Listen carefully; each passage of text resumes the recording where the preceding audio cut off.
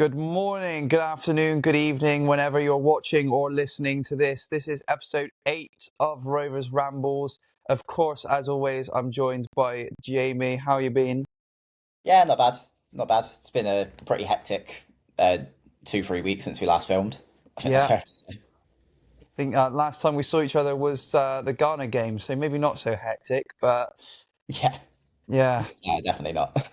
We've got a few things to talk about this week, so we'll just give a little preview of what we've got. We've got, of course, transfer talk. We've had a few signings, it's safe to say, since we last did an episode. And then we'll move on to reaction to the fixture list that came out about 2 weeks ago now, along with, obviously, our League Cup draw. The less said about that, the better. And our Virtue Trophy draw. And then, obviously, 2 days ago now was our first pre-season game of the season against Weston. 3-0 win, good result for that. So we'll touch on that one. But we'll start, of course, with the transfer talk. And I think the big one to start with is one that I think we weren't 100% sure was going to happen. But now that it has, my goodness, what a fantastic signing that is to get over the line. Tommy Lee, once again, on loan. I mean, what else can you say? Fantastic. Yeah, well, we it was one that we could have talked about in our last podcast, but we kind of held off on it because everything was just rumors, and then kind of it came out of nowhere, kind of as much you can in the modern day of transfers, because obviously we Yeah. heard there was going to be a signing announced at Oh, the you've frozen fan zone again. for the first England game, wasn't it? Can you not hear me? Yeah, that was, yeah, I can hear you now. I've just about caught the end when you were saying it was an announcement at the fan zone, and there were rumours swirling around, like you said, that it could be him, but we weren't 100% sure. So when that confirmation finally came and we knew that it was going to be him, I mean, that was a pretty good moment. Yeah, I think all of us were kind of anticipating it being Camwa because that was around the time that that news had like properly broken. So yeah, I Yeah. think it definitely did come as like a kind of as much of a shock as it can be nowadays. Because I think we'd all, well, not everyone, a lot of people were kind of still optimistic, but I think most of us being realistic had kind of written it off as a possibility at that point. Yeah, no, I agree. I think we all had that hint of, or maybe can it, but I think most of us thought, well, he wants to. We'd heard rumours as well that he wanted to play at League One level. He'd been such a good player for us. You thought Bradford, even if they didn't have a use for him, might have a use for him at another club with, slightly, in League One potentially, maybe even with slightly higher ambitions than ours. But to get that news over the line is fantastic because we've seen the impact that Tommy can have at this club, and I think he'll slot straight back in, and it's a no-brainer, really. Yeah, for sure. And I mean, the makings of the deal is one that I'm really happy about, considering it's another loan. I think we've done it in the right way, where kind of from what's being talked about and reported is that it's very much going to be a loan with the idea that we can get him back afterwards should we want him and should we go up, which will be kind of the driving factor on his side for him wanting to come back to us afterwards. Yeah, and I think maybe it shows, obviously, well, I think it shows the ambition, but I think it maybe shows that the players believe as well, because we said if the rumours are true with Tommy wanting to go to League One, the fact that he's come down to League Two, maybe that shows that he truly, fully believes in the project that he can get to League One. And then, obviously, if we're in League One and he wants to be there, then I think with the 2 seasons, well, season and a half more like, but you know what I mean, that he's had with us, that would then be a driving factor in us keeping him. And I think it's a good bit of business if I don't think the club's actually reported that it is a sort of loan to buy, even though it's not technically, but you know what I mean? There's not any sort of confirmation that we would be able to keep him past the end of this summer. But I think the fact that that is rumoured and that is would line up well with the ambition of the club, I think is a good thing. Yeah, well, like you said, it's kind of it shows the level of the proposition that we are now, where we're almost seen as being like as good as going to a League One club, like a player who wants to play in League One is happy to take a year out and come to us because he sees the end result as being the same as what he wants when we're not Yeah. even there yet. That kind of just shows like the ambition, the project, and yeah, just like the general proposition that we are now. And I think when you've got that sort of ambition as a club, it does widen the pool of players, like you said, because if we were sort of how we were at the start of last season, then players like Tommy, they wouldn't bat an eyelid at coming to us because especially in January with after all that happened. But even still, we've managed in the space of 6 months to claw back a lot of the reputation that we have and become that attractive prospect. And bringing in players like Tommy who make such a huge difference to a football club. So to have him back is fantastic. Yeah, no, absolutely. And I mean, he's a player who kind of we've seen it. I was going to mention how, like, with where we are now, it's almost a good proposition, our club, because players can come here and almost audition themselves for League One. And like Yeah, they can come in with the anticipation that we're going to go up and they can kind of get what would be seen as an easier move because it's League Two and then like show their worth before we get there. But with Tommy, obviously, he's kind of already done that. We know his worth from the 4 or 5 months that he's had playing for us before. So on all grounds, it just makes complete sense for him to be here.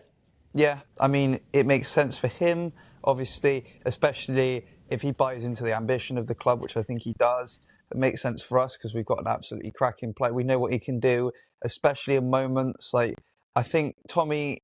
He doesn't have the best of games every game, but my goodness, when he has those moments, he can be an absolute game changer. And I think it fits in well with the overall sort of structure of the squad, what we're trying to build. I think he's a good player to fit into that sort of role that he plays, and I think he'll shine in that role. And he's probably got full backing. Well, probably I don't know what I'm on about. He does. He's got full backing from Steve. We saw it, during the second half of last season. Steve trusts him, and I'm going to say this a lot over the next couple of weeks, but I said it in my TikTok video about H because I didn't know much about him. Um, I just trust whatever Steve is doing, whatever he wants. I think we've seen over the past, year and not year and a half a year, that when Steve wants someone, there's a good reason for it. Yeah, like we've got no reason as of right now to distrust him. We've got no reason No, to not believe in yeah, what he wants to do. And with Tommy Lee and Aitchison, I think another big thing that's going to work on our side is kind of the level of versatility they have as well. I think that's something we've done really well, particularly with our slightly more like forward thinking transfers. Is we're getting a lot of people that can cover a lot of roles. And I think Tommy Lee is someone that kind of encapsulates that because we've seen him kind of play everywhere across that midfield. We've seen him be like such a goal threat when he's playing in the 10, and then we've also seen him completely like dictate games from that deeper role. And I think that's something that we're doing really well across the board. and I think that's always a good thing. Throughout the course of a season to have versatile players because obviously you want the players to be in their sort of preferred role, shining as best they can. But stuff happens throughout a season, injuries, you know, sort of tactical tweaks even that can force players into different positions. And then you want those players that can step up into those roles, whether they sort of like it or not is besides the point. The fact that they will chip in for the team and play, where they're needed. It's nice to have that versatility, and I think that is also a hallmark of a squad that can go far. Is one that has good players that play comfortably in their preferred position, but are versatile at the same time. Yeah, definitely. And I think this is something we'll touch on more when we get onto Weston, because from kind of hearing people who were at the game, their thoughts, I think this is quite a big feature around how we played was the kind of level of how interchangeable we were, which we can get back to. But I think, yeah, it's definitely reflecting in who we're bringing in. Yeah, definitely, and I think it's good that we've not only got the versatility but the quality. I mean, we can bang on about Tommy Lee's quality all day because we saw it last season. And I mean, that is what we want is quality players. I mean, Tommy is just that, and there's no other way to put it. I mean, on his day, I mean, he can be a little bit inconsistent. I think that's the only slight negative about Tommy, but my goodness, he's something else. Yeah, and I mean we've got the quality to cover that now as well, which I think Yeah. is I'm okay with. We were saying this about Camwa as well. I'm okay with having players that can be a little bit up and down because I feel like we've got the personnel to kind of cover the dips now, almost. Yeah, we're less reliant on like sort of Tommy and Bobby, which is not a bad thing. because obviously they were good players. But it means now, like you said, when we've got those dips in form that they can sometimes go on, we're not completely and utterly done for a couple of games because we're not relying on them to show up. And obviously, back in those days, or especially last season, if Tommy didn't show up, there's a good chance we're not getting anything from the game. Thankfully, Tommy did show up for the majority of the season. That's why we ended up finishing so good. But it's nice now that we've got that extra security that they can have a few off games. Not that we want that, but it happens in football and still be fine. Yeah, definitely. I mean, I think kind of Caven was a good example of that when he kind of started his dip. We didn't really have anyone to cover that, and then where we kind of got better later in the season was when he can kind of continued his dip. We had Quigley who came in and did well. We had Harrison kick on into form, and we had Yeah. Chatford kick on into form. We had the players to cover that, which we didn't initially. And I think Yeah. we're moving towards a place where that's going to be it's going to be more of that rather than more of like the end of the year where Caven was starting to dip just that little bit, Yeah. and it just didn't really work. Yeah, and I think that's good. Get the good sort of squad balance, have everything all together, and then you sort of rely on each other. And I think that's the point that we're getting to as a squad is we've got, good players in every position that can rely on each other when things aren't going well personally. They're a good unit together, and I think that will be one thing that stands us in really good stead for next season. Yeah, for sure, for sure. Well, I think we can bang on about Tommy all day. I mean, he's an absolutely fantastic player, and we don't need to talk about his sort of characteristics too much because anyone who watched this podcast, unless for whatever reason they're not like they're watching because they just like us talking and they're not Rovers fans, they know exactly what Tommy can give. I mean, maybe we can touch a little bit on what he provides to the team for those who maybe aren't Rovers fans that just enjoy watching us talk for whatever reason. I mean, he's he's fantastic, isn't he? Yeah, I think you said it perfectly. Kind of the moments of quality. Kind of no matter how his game's going, he's always got that one moment in him, whether it's like a moment of box crashing, whether it's a strike, whether it's a delivery. No matter what it is, he can always find something, no matter how a game's going, no matter how his game is going. It's always going to be there, it's always going to be a threat, which you Yeah. need at this level. And I would also say that for whatever reason, it's probably just nice coincidence for us, but those moments always seem to come at massive times for us last season. I think the best example, obviously, is Crew last season where we were 1-0 down until, the 87th minute, and up he pops with two massive goals in the last 5 minutes, if you include stoppage time, to turn the game around 2-1 win. And that was a massive game for us because we then went into Barrow, which was a game in hand, 6 points clear of the drop. We win that, and then we're 9 points clear. And that was really the snowball effect that led to us being safe. I mean, I think we would have been safe anyway, but I think that started the massive snowball effect of just winning game after game after game after game, which led us to being safe so early and finishing for how we started at the start of the season so high. I mean, the 14th still wasn't a good finish if you look at the context of everything else, but from where we came from, it was a pretty good finish. And I think that started everything, really. Those two goals against Crew. Yeah, I mean, he kind of the signs that we've got so far have shown that he's someone who's like really up for the occasion. He loves kind of the big games, the big moments, which you'd like to think we're going to get so many more of them this season. If Yeah, you kick on in the way that we expect to, which hopefully will just kind of go hand in hand with his quality. Um, and yeah, like you said, it was that game that kind of served as the showing of what was to come, and it did come hmm kind of exclusively from him. He completely flipped that game on its head, and that is what he's capable of.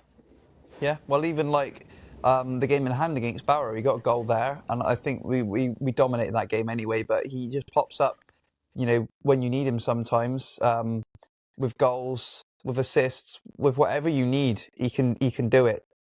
Yeah, no, 100%. Like he's always there. Like I said, he's always there to provide that moment when it's necessary, which should be a consistent theme this season. It's always gonna like every game is gonna mean something if we are where we want to be, and Yeah, I think he'll thrive off of that. and I would just want to touch finally on, you said it earlier, and I agree massively. He's versatile as well, which what I've said about, having a squad that could do multiple roles, you know, for certain situations, whether that be injuries, tactical tweaks, it's good that he fits into that. And I think as much as anything, of course, he can come up with the individual moments of brilliance. He's a team player, and that's what we need at this moment in time. And I think he'll slot in really well. Yeah, it's like kind of you can. He's one of those. A lot of creative players, a lot of like, these kind of like these big name attacking players. You can sense that they play with a little bit of an ego, which Yeah. isn't always a bad thing. But I don't think he really fits that mold. Almost, just No, no, as he seems, he can provide the results of that. He doesn't play like it. yeah, he seems quite selfless sometimes, which is good. Obviously, he comes up with his own moments, and no one's. But you can tell he's playing for the team, even when he pops up with those two goals against Crew. That you could tell he was more buzzing for the team than himself. Yeah, And I think that's a good trait to have, especially you know, you can talk all you want about the quality of the players, but at the end of the day, a winning team is a winning team for a reason. It's not a winning bunch of individuals. They have to play together. yeah. Well, it's good that we're building this group that you can very much feel like are a group, and we've got rid of the players seemingly that are kind of in it for themselves, and like that's something that Chesterfield can't relate to anymore. Yeah, Um, God help you. yeah, that's kind of I think when we were in our slump, it did feel a lot of the time like we had a lot of players who were there for themselves, and it Oh doesn't yeah, really we have that 100%. anymore. Yeah, and I think that will be one of the biggest things that will help us push on next season is that team spirit. But we can bang on about Tommy Lee all day. Um, we would be here for about 5 hours. So we're going to move on now to the next of three signings that have been confirmed. Well, I say five have been confirmed since we last did an episode, but two we already knew about. So Tom James, right back from Leyton Orient, 2-year deal. Now I don't know much about him. But I've heard he's relatively decent. Do you know much more than what I do? At the time it was announced, I knew absolutely nothing. But I've kind of done my research off of just like reviews, and I've seen definitely a lot of positivity.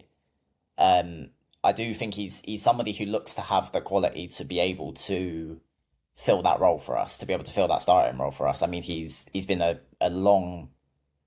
mainstay at Leyton Orient in the time that he's been there. He's been there for quite a while now, and he's always seemed to kind of maintain a level of consistency from what I've seen. Right. But in terms of how he actually plays, I still don't know a huge amount about him.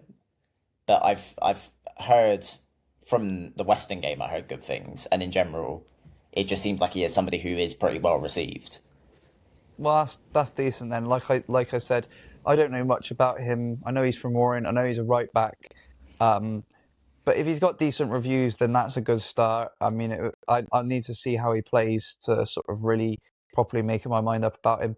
Um, I mean, obviously we need a right back now. What with Joel Senior leaving, I don't think if we touched on that in the last episode, but obviously Joel Senior's left now, so we definitely needed someone to fill that role in. And I think if we're getting someone dropping down from League One who's played consistently there the last couple of years and is highly thought of, I think that's a good signing. Yeah, and I mean, we still don't really know what the situation is with Southam Hales as well, because I know he was somebody who was listed, but as of right now, he's still about, and he did feature in that Weston game. So Yeah, I don't. If there is any possibility he sticks about, I could see that almost being quite a good dynamic, the two of them, allowing Southam Hales to kind of save a bit of his own fitness, being able to like not be relied on to be playing as much as he was, to just preserve him kind of in any way we can. I could see that being quite a good dynamic if we do decide to stick with Southam Hales. yeah, and also competition as well. And I think that's the big thing that another big thing that I think Steve is trying to build towards in this squad is competition, like healthy competition. You have a couple of players in each position that are sort of pushing not only themselves but the other player in that position for that starting berth, and then that will help the squad as a whole. If they're trying to push each other as much as they can, that will hopefully get the best out of everyone. And so if we do keep Southern Hills, I think that's a good argument. You have James and Macaulay together fighting for that. They can help push each other on. And then, like you said, you can help conserve Macaulay's fitness because that's been his biggest issue so far is staying fit. And hopefully we can get the best out of both of them. Yeah, and the only thing I do know about Tom James, by the way, he has probably the most ridiculous goal reel I've ever seen. I don't know Right. if you've seen there was a video from Orient on Twitter that kind of got pushed around a little bit when we signed him. If you haven't seen No. it, I'll try and find it for you. His highlight reel of his goals is ridiculous. What, He's as like in, he puts Kofi Barmer to shame oh my God. on the Right. sense he has scored some of the most ridiculous volleys. He's got a free kick in his locker apparently. Right. Um, Well, I mean, that's good. Yeah. he doesn't score many, but apparently when he does, they're worth watching. Good. That's good to know. Right. Well, I'm going to have to get to every game then, just in case I somehow miss an absolute banger. Yeah, no, definitely. I'll try and Well, find I it for mean, you afterwards. Yeah. that's not part of his job description, but if he's got a goal in him every once in a while, then you can't say no to that one. No, definitely not. I think it's a decent signing. I mean, we'll have to, like you said, we'll have to both see how he actually plays. But I think being in League One for the past, what, sort of 2 or 3 years, starting there, being highly thought of. I mean, he's obviously come in to not necessarily replace Joel, but to fill in that role, and I think he'll do that well. I think. Yeah, and I mean it's all right that we don't really know about him. That's just like that's natural with this level. I mean, Anthony Evans, I knew absolutely nothing about him before he joined us, and that's a Mm. whole can of worms we will hopefully be getting into a lot more in a future podcast if he, Oh yeah, gets on the yeah. move. If you know, you know. Yeah, we'll But leave it at that. yeah, no, I'm is he's definitely one of those players I'm gonna have to see to kind of find out. But it's good that I've not seen like an overwhelming negative to him that we definitely have with players I don't really know about in the past. Yeah, I think. I mean, you always sort of want to give them a clean slate because, well, I mean, Quigley, players like that, they don't always turn out how you expect if you've seen the reviews, but you always naturally see the positive ones and you think, oh, this will be decent then, as long as he, you know, turns up how he has been the past couple of years.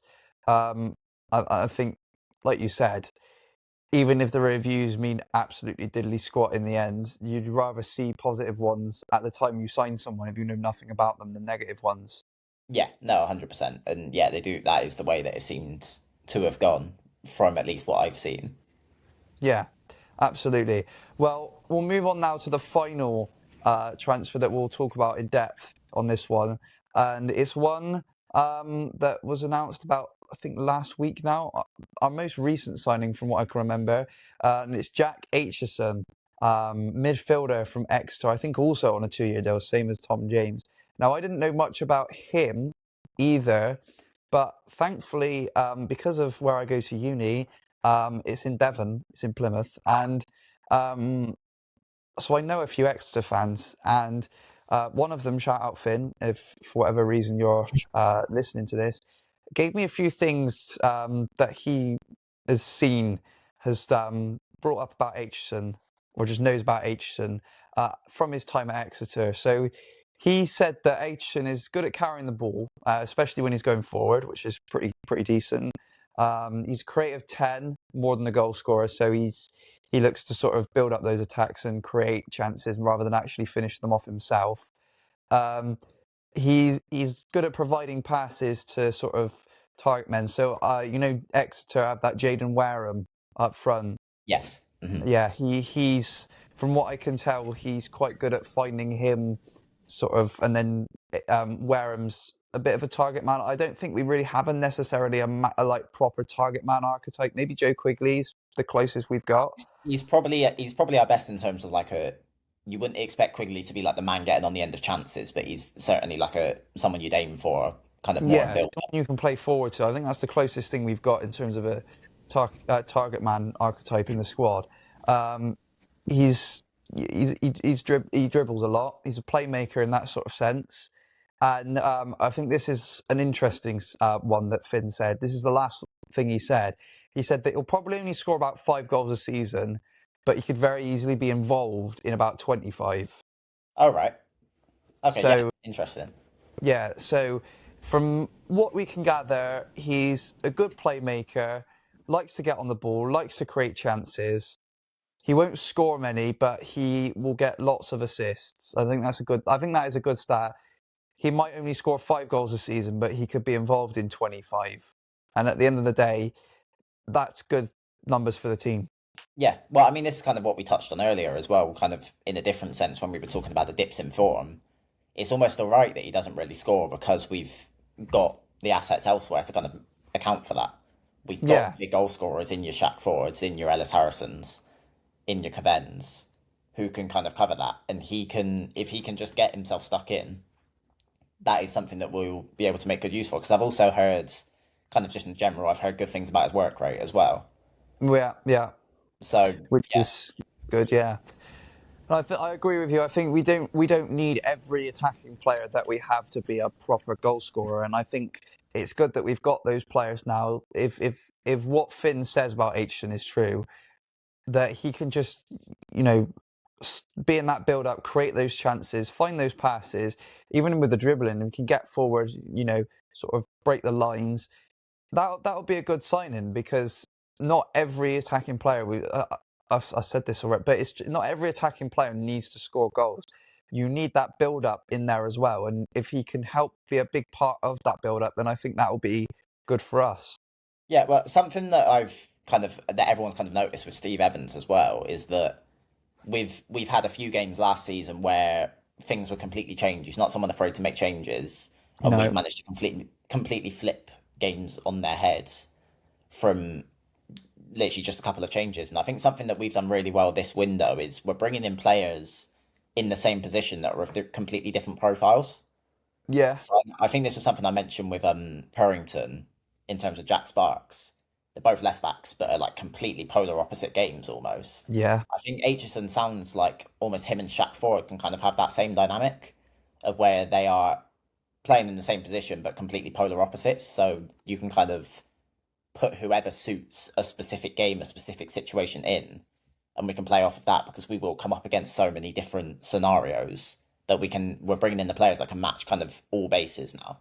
yeah. I 100% agree, and I think that is the best thing that Steve has brought into the club is the tactical versatility that we have. We've got players that can affect different games in different scenarios, and Steve is an astute enough manager to know when those players are needed and how to impact a game. And I think if you build a squad around being as versatile while as deep as possible, which I think is what we're trying to do, I think that really stands us in good stead. And if Aitchison, like you said, can be a sort of yin and yang of Shaq Ford, Shaq Ford likes to play out on the wing, get the balls in, whereas Aitchison might want to play through the middle, and even potentially go long slightly. If we're talking about balls to the target man, he might like to sort of split the lines, and going long. We could suit 3 or 4 different play styles, and I think that is a good thing about this team is it seems to be building while a unity but also a versatility around who we have at the same time. Yeah, 100%. And I think yeah, I'm kind of trying to picture in my head kind of like you can make a forward line of say like a Caven, a Quigley, and an Aitchison that are going to be like kind of your relentless runners, and then you could maybe have like a Harrison, a forward, and even a Tommy Lee in there, who are going to kind of be like you're more technical but also more ruthless, kind of like pushing, looking for the moments of quality. You can match the different scenarios, like I was talking about. You can kind of play the game that's in front of you rather than being more limited to style of play that can get figured out. We can almost kind of flip that on whoever Yeah, we're playing against.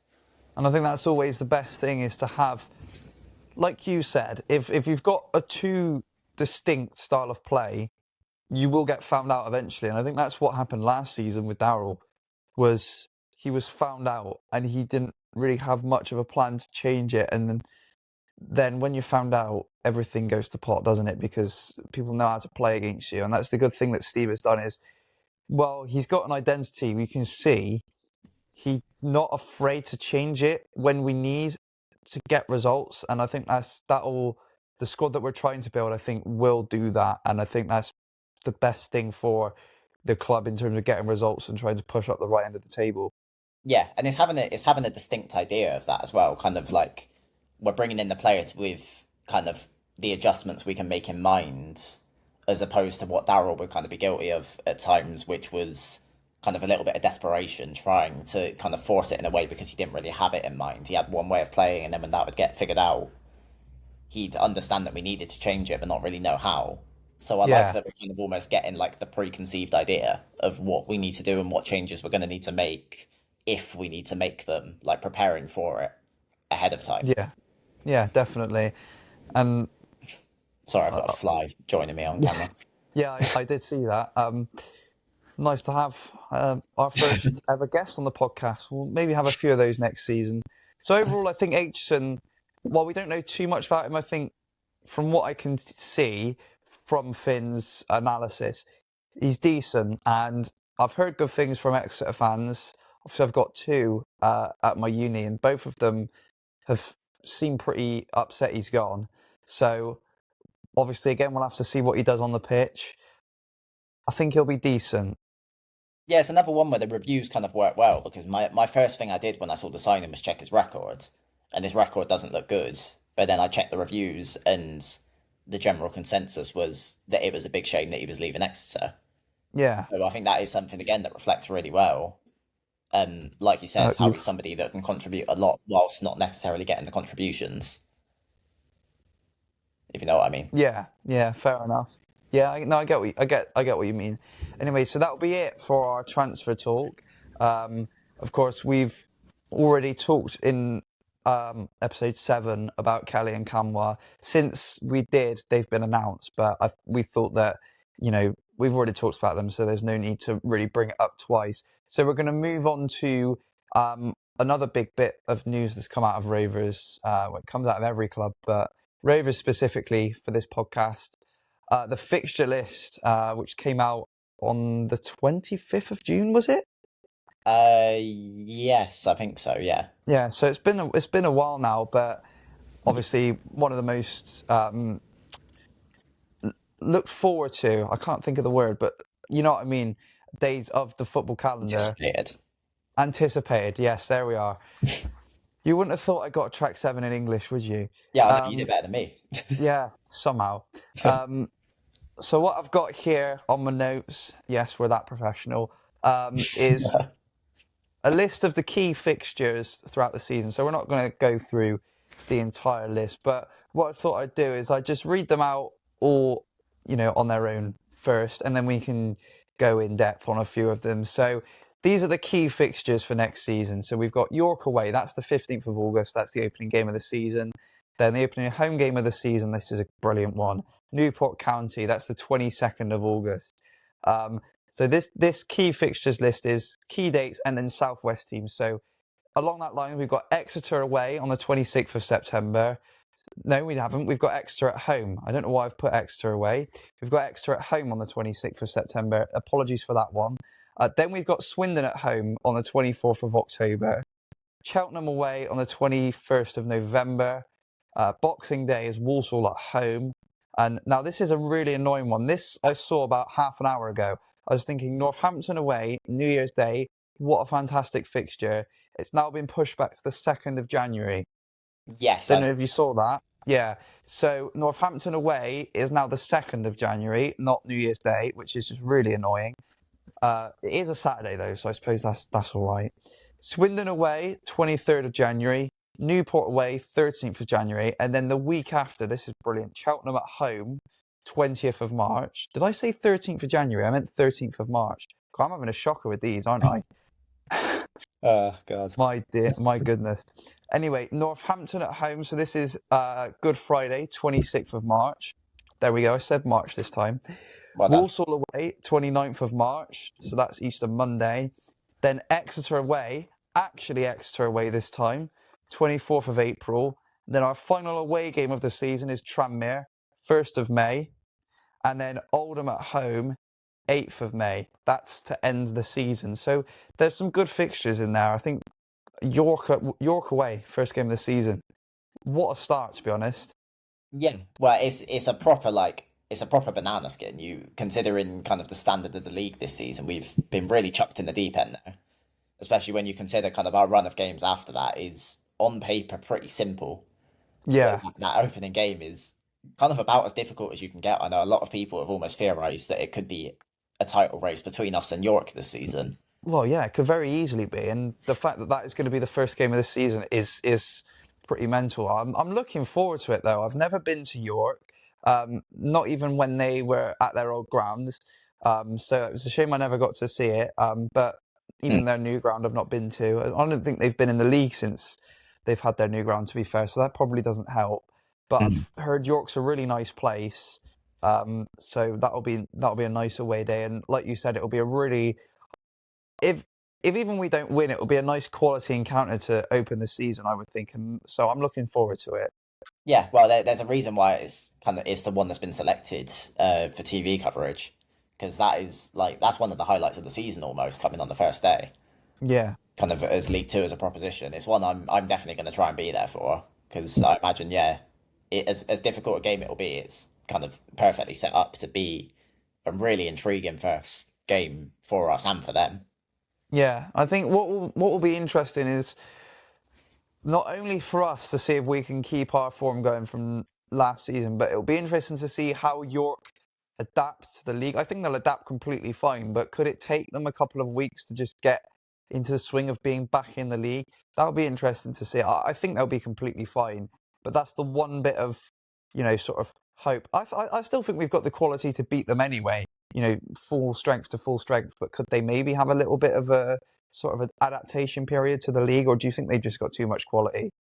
Well, it's one of those that can go either way. Like you said, it could be that adaptation period, or it could be they're still riding the high of last season and they're just going to come flying Yeah. at us. It almost reminds me of when we went back up to League One when we played Portsmouth opening day.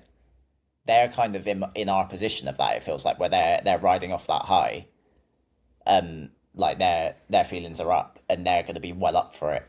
And we kind of find ourselves on the other side of the coin, a well established team from the division already that's going to serve as that good challenge. So I think it will be a really interesting game. I'd probably be more inclined to imagine they're going to provide that bigger test. I think they're going to go more off of feeding off of their excitement rather than kind of struggling to adapt. If I had to make Yeah. a guess, I'd agree, to be fair. I just thought it's something that could play a factor, but I think they're such a good side anyway, and I think with the momentum of winning a league, and well, I say by the margin they did, they actually only won it by 2 points, but they won it with 108. I mean, if anyone didn't see the National League last season, yes, it was that mental. But I think that will be they won the league comfortably, you can say, compared to the rest of, with the exception of Rochdale, the rest of the league, they won it comfortably.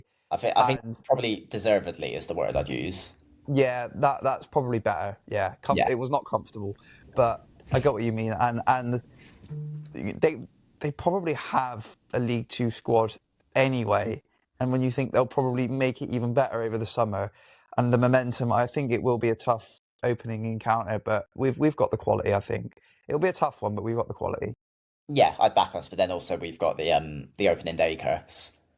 Oh, Fighting don't even us. start. Yeah. Well, we did beat Northampton once, and that was the one time we've won in like 15 years. So you never know. Yeah, but it's Northampton. That is also true. Yeah, I'm that is happy to also say very it true. was them. If it was anyone else, I probably wouldn't have said that.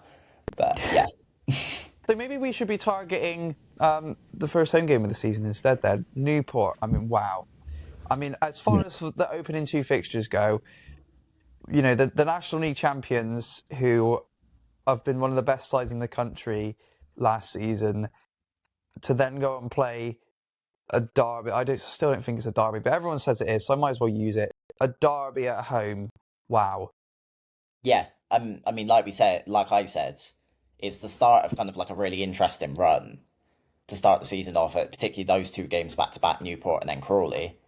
But yeah, it's the occasion that everyone will be up for. Our spirits are going to be riding high, kind of regardless of what happens in that York game. Yeah. We're going to be well up for that. They're probably in a position of a lot less hope in comparison. So yeah, I think it'll be an interesting one. It's definitely one that I'm a lot more confident for, Oh, and one that 100. I'm definitely excited for. Yeah, well, I think, well, let's be honest, we all sort of expect Newport to be down that end. Be a miracle. To be honest, I think it'd be a miracle if they stay up, let alone a miracle if they somehow manage to finish top seven. But Yeah, we won't dwell on that too much. I think, like you said, home crowd. I think the Mem's going to be bouncing next season. I think is the big thing. I think we saw it with the last couple of games of last season, with how when I mean, let's be honest, it is because we were doing well, but when the crowd is on side and we can get people into it's really a special place to be. And a first game of the season, you have the optimism around the place. It is going to be a special day, I think. Yeah, it's perfectly set up to be a really good opening day. Well, an opening home day at least. Yeah. Yeah, yeah, definitely. And another good home day will be Exeter on the 26th of September. Uh, that's pretty much my birthday game. It's the closest game to my birthday, which was Yeah. a game for it as well.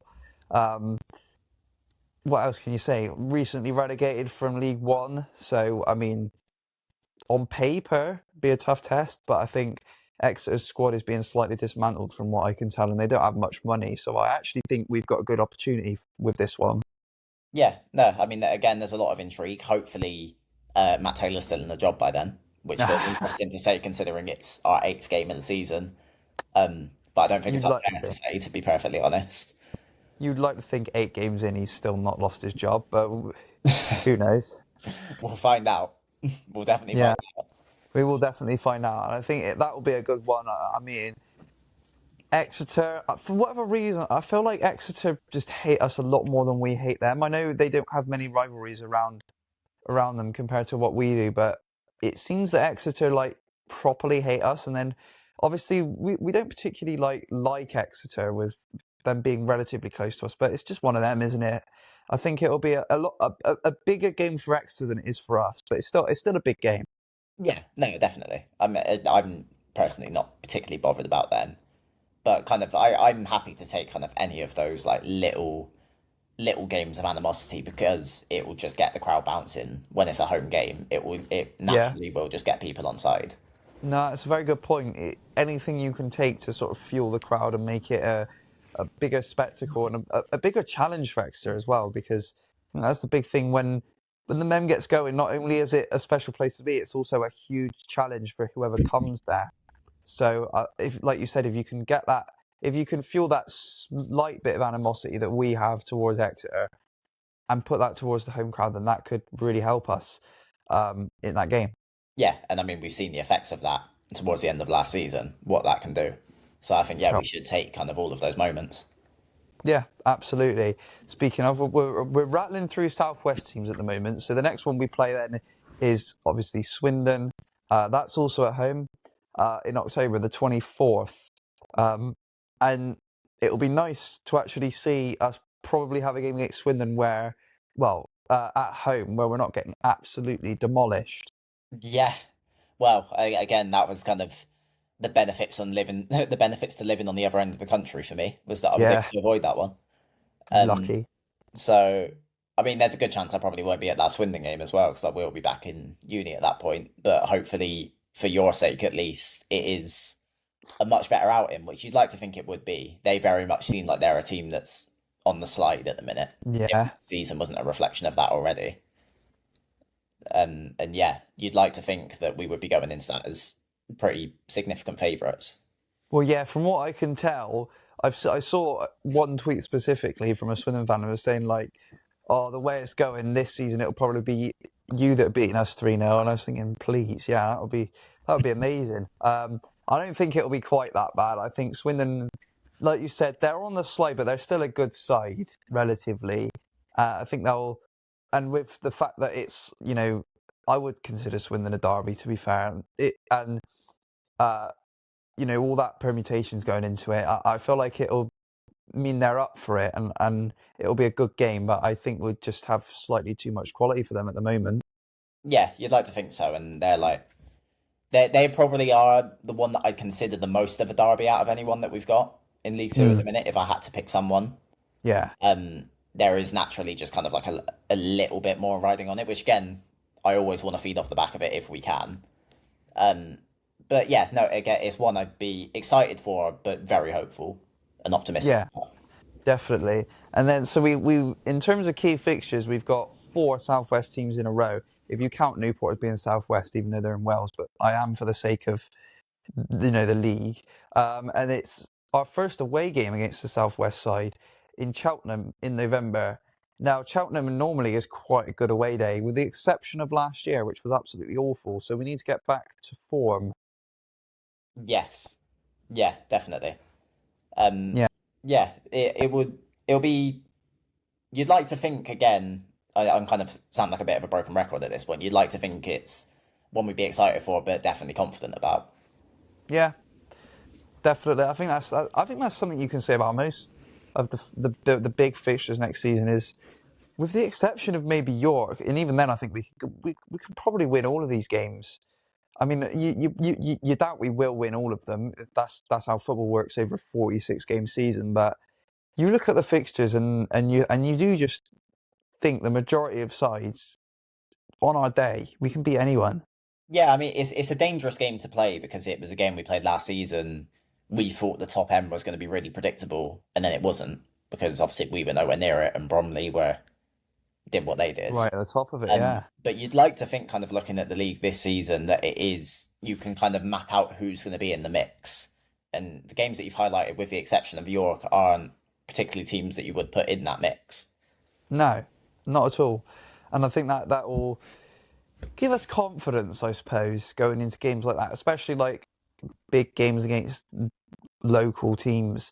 Um, they're always overhyped. Not overhyped. They're always hyped up, and I think rightfully so. I don't know why I said overhyped there, but you get what I mean. They have that extra level of hype to them, and I think if we can then take that confidence in, and they're big results, whether you want to call them derbies or not, they are still big results to win against teams that are like local to you in the league.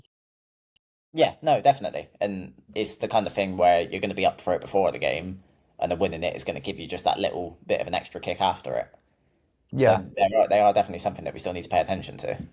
definitely. And then we'll move on now to Boxing Day. That is Walsall at home. So it's a home Boxing Day fixture for the second year in a row, I think, because we had Bromley last year, obviously. Um, be interesting to see what happens at Christmas, because normally I'm not down in Bristol over Christmas. Last year was a good exception. I was actually able to make the game. Um, Walsall are another team that have been good the last couple of years and then have suddenly just gone on a slide. I mean, even we say the last couple of years they've been good. They massively bottled the playoffs in 24-25, and then they were top of the league last season. And I wouldn't even say they bottled the playoffs, because from what I can tell from Walsall fans, they were lucky to even be top of the league until when they were. It was just a slide that was sort of coming. You just didn't know when. So it'll be interesting to see how Walsall recover from that, whether they are back fighting at the right end or whether just bottling. I'm going to say they did bottle twice in a row. Yeah, Whether that play on them, have an impact, and it'll be interesting to see just how they recover, yeah, because doing that once is bad enough, but doing that twice in a row, it gets to a point. yeah. Well, you've been a little bit kind on them there in 24-25, saying that they bottled the playoffs. They were how many points clear at Christmas at the top of the Oh league? yeah, they were like They were 12 miles clear. points. It Yeah, was it was ridiculous. They had like the league title was in their hands about 5 months early, and then they yeah.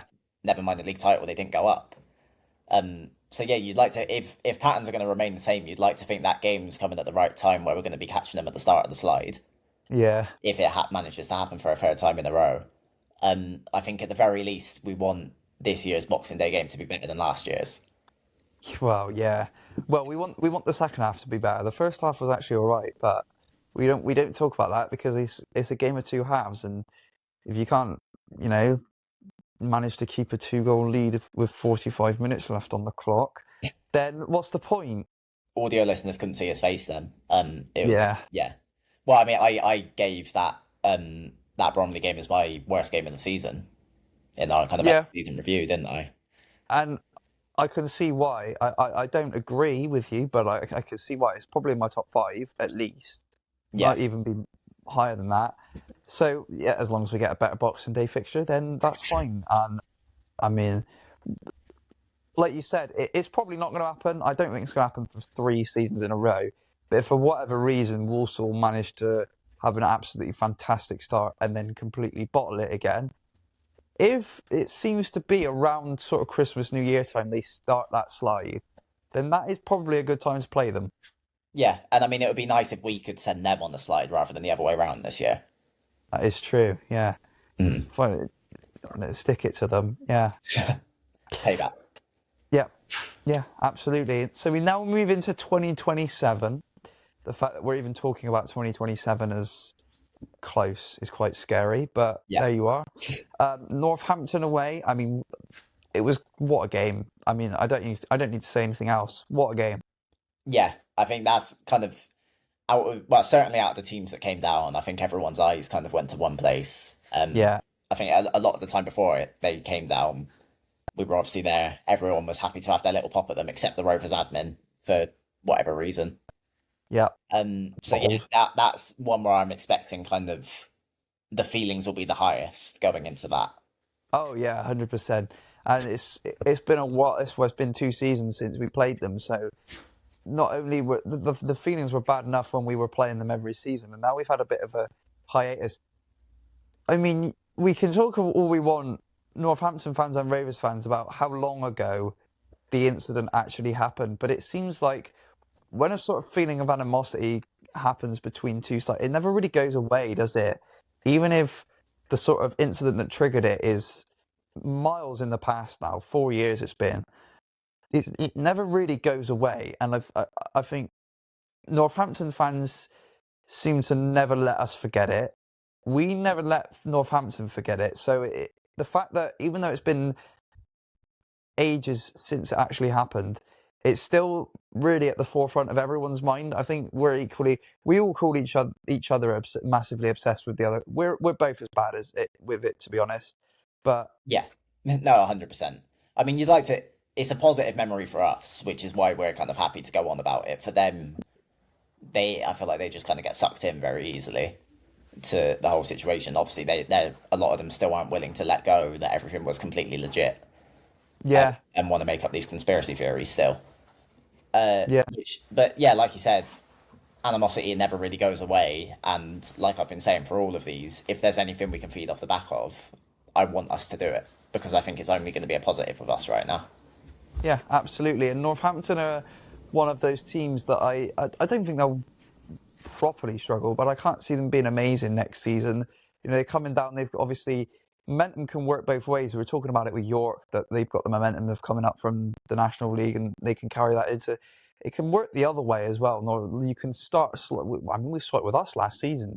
Um, when you're in a patchy form as you are, obviously you're in patchy form. That's an understatement. You've been relegated, and then you can bring that into the next season. And while you've got the expectation of doing something, you can very easily get caught in that slide again. And I don't think Northampton will be necessarily terrible next season, but I can't see them lighting the world alight. So I think that's another good opportunity for us. No, I think if you're going to look at any of, I mean, none of the sides that have got relegated are really catching me as like a kind of what Cambridge were. But I think if you're going to look at any of them, it is probably more Port Vale you'd go to more than Northampton. Northampton, yeah, do kind of just strike me as like a little bit of a nothing side at the moment.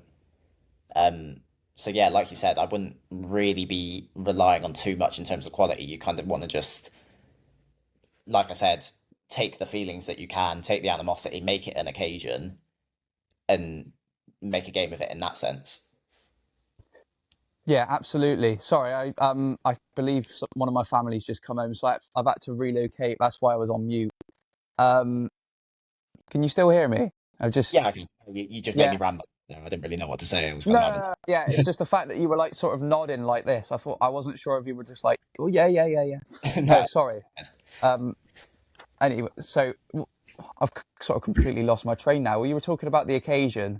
Yes, we don't kind of expect them to do anything this season, so you've got to kind of make a game of it in the sense of the occasion rather than the kind of the competitiveness of it. Yeah, and I think the sort of situation that happened between the two teams can sort of help to create an occasion when there isn't particularly one in terms of the quality of the sides. And I Yeah, think that's something that's we what can I mean. feed off of when we actually play them. Yeah, no, 100%. That's what we'll kind of have to play into. I want us to play into it. I don't want us to ignore it. Yeah, and I think that's a similar thing. Obviously, we've touched on the occasions of these games, so we might as well just list them off the reverse fixtures. Just obviously Swindon away. We've talked about 23rd of January, Newport away 13th of March, and Cheltenham at home 20th of March. That's fantastic. That run to play two of those sides within a week of each other. That'll be a great couple of weeks. Yeah. Great week. Yeah, well, that March run is looking really, really good. Kind of just in total, March is looking Yeah, like that is probably the true. highlight month. Yeah, no, I'd agree. I've only got the key fixtures here, so maybe if you want to just list off the entirety of March, because we got Northampton obviously in Easter, which is another fantastic game. Walsall away on Good Monday, Easter Monday. I'm having a rotter with some of the things I'm saying here, aren't Yeah, I? I'll take over. Yeah, March as a whole, we've got York at home, then Newport away, Cheltenham at home, Northampton at home, Walsall away. As our 5 games that month. Yeah, it's a fantastic month, isn't it? Really, there's not much you can say. Yeah, no, by far the standout. It's definitely what kind of a lot of people have pointed out from it. Yeah, absolutely. I think that at such a crucial time in the season as well. Yeah, yeah, no, that would be kind of, it's perfect to kind of get those games with the big occasions behind them at a time where we are, you'd like to think, going to need it. Yeah, definitely. That is a month to look forward to, definitely. I think April, the only real standout is Exeter away, and we've obviously already talked about Exeter as the prospects. And then we move into March, where it's Tranmere away, last game of the season, and if it's anything like this season, that'll be a good one. Yeah, well, yeah, come at a very similar time. Yeah, you'd kind of like to think by this point things will kind of be done and dusted. We're kind of hoping to not be relying on anything at this point, but naturally, there's a good chance that's not going to be the case. No. So yeah, you've got to pay attention to them, and yeah, hopefully we can get something from that. Yeah, if it's anything like the Tranmere away game that we had a couple of months ago, that will be a brilliant one. And then we're at home to end the season, Oldham. Again, like you said, you never know what could be riding on that game, but hopefully you would really like to hope it's just a procession around the Mem, 90 minutes of football, not worrying about absolutely anything, and then Steve Evans gets his hands on the League Two title at the end of that game. We can dream, but for what feels like the first time in a little while, it's a realistic dream. So yeah, no, that I think it's a bit of a tough test. So I'm hoping that we're not relying on anything going into that final game. No, absolutely. It'll be interesting. Oldham, they're not sort of properly at the right end, but they can cause problems. Yeah, no, definitely. I think they showed that in kind of that burst, kind of towards the end of the season, maybe a little bit before the end of the season, that when they can get that string of results Well, going, they can cause problems. Yeah, they could have very easily got playoffs in another year if they'd have managed to keep that run going a little bit longer. But it'll be interesting to see how the season pans out, and hopefully that game will not be needed whatsoever, and we will be lifting the title afterwards. So I think before we get on to Weston, we'll just touch very quickly on the draws for the Cup. We've got Peterborough at home in the Carabao Cup, so let's not even bother talking about that one because that is a complete waste of time. Yeah. With no disrespect to Peterborough, it's just an absolute ass ache. Sorry. Playing the exact same teams over and over and over and over and over and over and over and over again in the Cup all the time. Well, I think there's a strong case to be made that it's the second worst draw we could have got outside of Peterborough away. So Yeah, you're probably not wrong. That is the only positive about that draw, is at least it's at home. At least I don't have to go 3 or 4 hours to watch us get absolutely spanked without scoring a goal, because we always do that in the League Cup. That's literally all you can say about that. I'm sorry. There's not much more analysis, but I think you can tell by the infused look on our faces, if you're watching this on YouTube, that we really don't care about this cup draw. With all due respect, if you tuned into this podcast hoping to see some good analysis about the Peterborough game, I don't know why you're here. Yeah. This is probably not the podcast for you, because what can we say about a game that's happened about 15 times in the last 20 years? That's quite low, but yeah. It's quite low. I don't know what. Right. Anyway, so we move on to the Virtue Trophy. Go on. I'm sure everyone's thrilled to learn that our group is Reading, Wickham, and Chelsea on the 21s. We Yes. meet again, old friend. Chelsea for the 15th time. Yeah, but it's been a little while actually. It feels like it's been a little while since we played them. That is true. Yeah. Yeah. What? Right. Again, not much analysis on this one. But all I'll say is I'm glad we're not playing Plymouth, Cheltenham, Swindon, or Exeter for the 50th time. Yeah, I know. We've managed Plymouth, Cheltenham, Swindon, Exeter, and Crawley. We've managed to stay away from all of them. Can't believe it. I know. What's Yeah, going on? there's still time for the FA Cup. Don't get me wrong, but Oh, don't. Yeah. yeah, Yeah. It'll be Crawley away, and the game will somehow get put on TV and be a Friday night. yeah. Just you wait. And then we'll battle through that, get Exeter, get to the third round, a lot of intrigue, and then we'll be away at Oxford and lose. Why have you managed to make that so accurate? That's like horrible to even think of, but you've managed to make that genuinely perfect. I can't wait. Well, I think it's time to move on, isn't it? We've had our little jab at the cup draws. We'll talk finally about Weston, and I think it's probably best. I know we won it 3-0. It's a couple of days ago, but you know more about it than I do. It seems you weren't there, neither was I. To be honest, I was watching the World Cup games instead. But you seem to have got a little sort of feel of how we played from people online, whereas I've not really looked at it much. So I reckon I'm just going to let you take the floor on this one.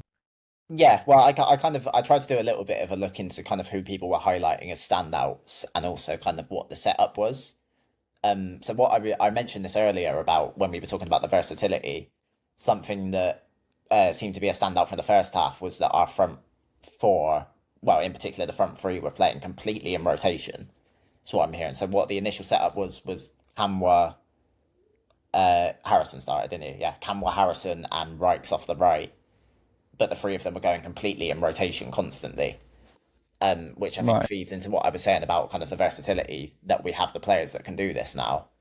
But in terms of how the game went, it seemed to be very positive. Apparently, we were massively on top from start to finish, as outside of kind of a shaky first like 10. Yeah, I heard Sturcombe hit the bar, and that was about it. Yeah, but outside of that, it seemed to be comfortable. Apparently, defensively, both sides were very good. I heard Kieran Kelly, in particular, I heard a lot of good things about him from the day, which is very good to hear. He was probably the player I heard the most stand out about, him and Kamwa. I Right. think it says a lot that they're like the two other signings we didn't talk about were arguably the two standouts from the day, which is definitely positive. Kamwa in particular was highlighted very well for just his intent, which I've spoken to you about this before. That's like my favorite thing from a winger is someone who's just constantly on it, constantly willing to give things a go, and that was what he showed. He was every time he got on the ball, well, he wanted the ball constantly, and every time he got on the ball, he wanted to do something with it, which we definitely need. And that's good because we've heard from like sort of what he did at Newport that he has that intent. He wants to, win the ball. He wants to take people on. He wants to get chances in. So the fact that we've now seen that in action is a good sign. Yeah, definitely.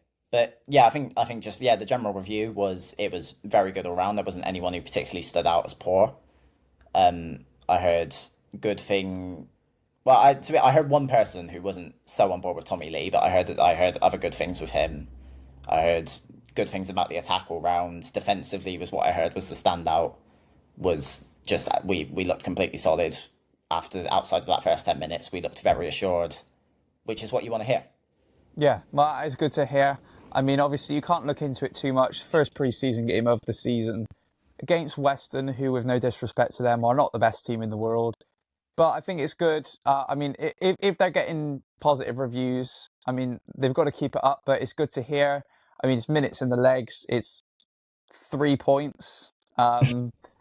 We're not quite there yet, but just get that win on the board. Get the minutes in the legs. I think that's all you can ask for, and it seems to be relatively comfortable. So I'm pretty happy with that. Yeah, well, we spoke about this when the fixtures were announced, the pre-season fixtures. We said how like you're probably not going to take too much into the wins, or you want to avoid like those really kind of drab showings, which we've seen Yeah, against Milksham in the past. So I think it's good that even though you don't want to read too much into the fact that we're beating Weston 3-0 because, with all due respect, it's Weston, the fact that we still did look confident, we still did look good, we still did look assured, it would have been a real warning sign if we didn't. So the fact that we've Yeah. avoided it is a positive. Yeah, even though it's only Western, you still want to put on a show to a certain extent, and it seems like we've done that, which is good. I mean, it's all you can ask for in pre-season. At the end of the day, the real positive is just getting minutes into the legs. I mean, that's all you want in pre-season. So, and to give the new players a run out as well, that's another positive. So, to have a confident and, from what it sounds like, a sure performance with a 3-0 win to top that off, I think that's pretty much all you can ask for a pre-season game like Weston. Yeah, definitely. I mean, we had 22 players involved, played 45. The only two players that didn't were Fords, who was listed in the squad but didn't play, and then Conte, who was apparently there on the day but wasn't involved in the squad. And I think the reports came out this morning that he's going to Bromley. Yeah. Which, I mean, we were all kind of expected that. We're waiting for that to happen. Yeah. Yeah, I think minutes in the legs are good, and it seemed like everyone kind of matched what we needed from them. Yeah. I mean, and I think that's all you can ask for from your first pre-season game, just to get the ball rolling. And I think we did that comfortably enough from what I can tell. Yeah, definitely. Yeah. Well, that's going to be it then for episode 8 of Rovers Rambles. Of course, it's been a while since the last one. That's just how pre-season works.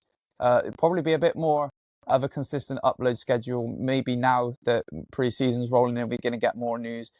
So thanks for bearing with us while we've been away. And thank you for listening once again. Have a good rest of your week, Jaimie. I might see you on Saturday for the England game. Yeah. We still need to sort that out. Yeah, we will. Yeah, we will. And once again, thank you anyone who watched or listened, and we'll see you later.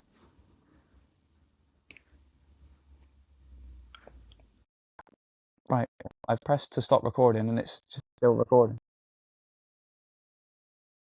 Well, it's still recording on my end. I don't know what it's doing.